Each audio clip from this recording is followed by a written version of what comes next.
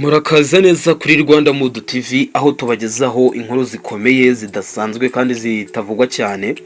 Uyu munsi turagaruka ku nkuru yemo gushengura imitima ya benshi ariko inagaragaza ishusho y'ibyihishe inyuma y'ibigaragara. Ntucikwe n'aya makuru kuko hari ibyo ugiye kumenya bwa mbere, kandi mu mpera z'iyi video turakwereka ibintu bitigeze bivugwa n'itangazamakuru ariko twabashije kubasesengurira byimbitse muraza kugezwaho muri video itari buze kuba ndende. Ntibisanzwe kandi birakomeje guteza urujijo. Ni ibishaka Theogene wiyita umuhanuzi mu itangazamakuru ryo mu Rwanda yongeye gutabwa muri yombi kuri uyu munsi wo ku itariki 20/2025 mu kwezi kwa gatanu. N'ubwa kabiri afatwa mu gihe gito, bikaba byibajijwe niba hari ibihishe inyuma cyangwa se hari ingaruka z'ibyo bimuhama. Ese ni ukubera amagambo akunze gutangaza ku mbuga nkoranyambaga kuri YouTube? Ese hari ibyo yakoze bihabanye n'amategeko? Komeza ube hafi, byose tugiye kubikubwira mu buryo burambuye muri iyi nkuru itari buze kuba ndende. Ushinga agatebe kawe ubundi umwanya wawe wuntize ngusobanurire buri kimwe cyose. Wowe cyo gukanda subscribe kuri Rwanda Mood TV kugira n'izindi nkuru zijye zikugeraho byihuse.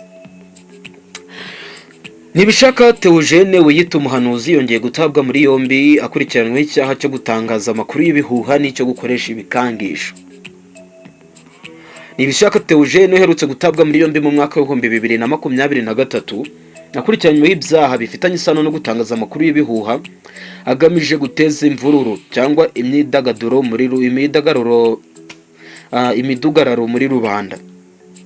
Cyakora muri 2024 urukiko rwategetse ko akurikiranwa ari hanze mu gihe yagombaga kuburana mu mizi muri Gicurasi 2025.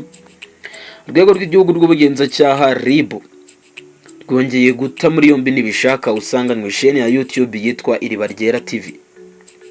Yafatanywe na Uwimpaye Fredina nyiri chaîne ya YouTube yitwa Zaburi Yacu bakurikiranweho icyaha cyo gutangaza amakuru y'ibihuha n'icyaha cyo gukoresha ibikangisho. Umuvugizi w'urwego rw'ubugenzacyaha RIB Dr Murangira Bitseri yavuze ko ibi byaha byakorewe kuri chaîne za YouTube zabo. Kugeza ubu abatawe muri yombi bafungiye kuri sitasiyo ya RIB ya Kicukiro n'iya Remera mu gihe dosiye yabo iri gutunganywa kugira ngo yoherezwe ubushinjacyaha. Ibyaha aba bagabo bakurikiranweho birimo icyo gutangaza amakuru y'ibihuha giteganwa n'ingingo ya 39 y'itegeko nimero 60/2018 yo ku tariki 22 Kanama 2018 ryerekeye gukumira no guhana ibyaha bikoresheje ikoranabuhanga.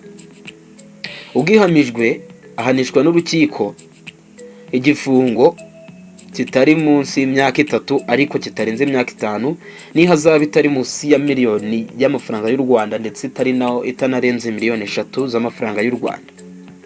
Ikindi cyaha ni cyo gukoresha ibikangisho giteganywa n'ingingo y'128 y'itegeko nimero 68/2018 riteganya ibyaha n'ibihano rusange.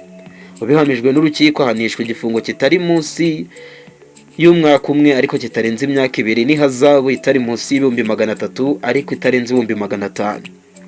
Umuvugizi wa RIB Dr Murangira Bitseri yavuze ko muri iyi minsi hari abantu bari kwitwikira umutaka w'ubuhanuzi bakifashisha imbuga nkoranyambaga bagakwirakwiza amakuru y'ibihuha bigamije gukura abantu umutima. Ati turasaba abantu kutabiha agaciro ahubwo bakita ku bikorwa bibateza imbere aho guta umwanya kuri ibyo bitangazwa n'abantu nk'abo usanga bishobora kugira ingaruka zo gukora abantu umutima. Turi hanangiriza abantu nk'abo tubasaba kubihagarika kuko ibyo bikorwa bigize ibyaha. Ku rundi ruhande yavuze ko RIB isaba abantu bafite chaîne za YouTube kudaharugara abantu ngo bahakorere ibyaha kuko bibagera abafatanyacyaha. Yashimangiye ko nta rwitwazo ruzongera kubaho yaba kuwavuze amagambo agize ibyaha n'uwabisakaje, yibutsa ko bose bazajya bakurikiranwa. Ayo ni amagambo akomeye cyane yatangajwe n'umuvugizi w'urwego rw'ubugenzacyaha Dr Murangira Bitseri. Ngaye nguko ibyo nibyo twari twabateguriye kuri iyi nkuru itari isanzwe. Turabashimira uko mukomeza kudushyigikira no kudukurikirana. Mwibuke gukanda subscribe mukaduhesha like ku gikumwe no gusangiza abandi aya makuru. Partage icy'ingenzi, tuzagaruka vuba n'andi makuru yihariye atarandi. Ese wowe ubona iki kuri iyi nkuru? Tugire icyo ubitekerezaho ukitubwiraho muri komenti. Hanyuma kandi murakoze, mukomeze gukurikirana Rwanda Mood TV, aho kuri n'amakuru y'ukuri bihurira. Ciao ciao, hasta la vista.